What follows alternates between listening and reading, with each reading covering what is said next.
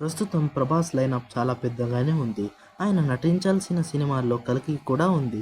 'కల్కి 2898' cinema block buster హిట్‌గా నిలవడంతో ఇప్పుడు ఈ మూవీ సీక్వెల్ కూడా ప్లాన్ చేస్తున్నారు నాగ్ అశ్విన్.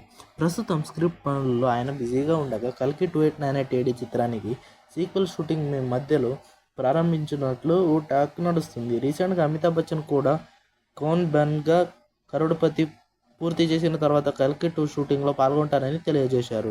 అయితే ఈ క్రేజీ సీక్వెల్ షూటింగ్పై నెలలో మొదలై జూన్ 15 వరకు షెడ్యూల్ జరుపుకోనుందని సమాచారం. 'కల్కి 2898'లో కీలక పాత్ర పోషించిన దీపికా పదుకొనె పార్ట్ 2లోనూ కొన్ని సన్నివేశాల్లో అమ్మగా కనిపించి అలరించనుంది. ఇక ఆ మధ్య చిత్రం నిర్మాతలు స్వప్న, ప్రియాంక మాట్లాడుతూ 'కల్కి 2898'తో పాటు సీక్వెల్కు సంబంధించిన కొంత షూట్ను పూర్తి చేశాం. పార్ట్ 2కు సంబంధించిన 35% షూటింగ్ జరిగింది అని అన్నారు.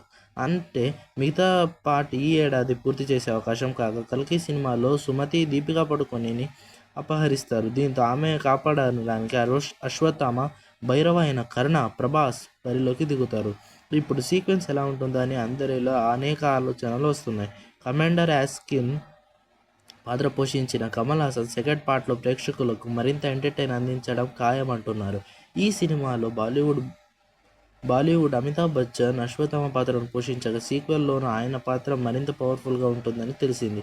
వైజయంతి మూవీస్ బ్యానర్పై తెరకెక్కిన 'కల్కి' సినిమాలో దిశా పటాని, రాజేంద్ర ప్రసాద్, శోభన్, బ్రహ్మానందం, పశుపతి, అన్నాబెన్, కావ్యరామ్ చందన్ తదితరులు ప్రధాన పాత్రలు పోషించారు. ఈ మూవీకి సంబంధించిన అఫీషియల్ అప్డేట్ కోసం ఫ్యాన్స్ ఈగర్గా వెయిట్ చేస్తున్నారు.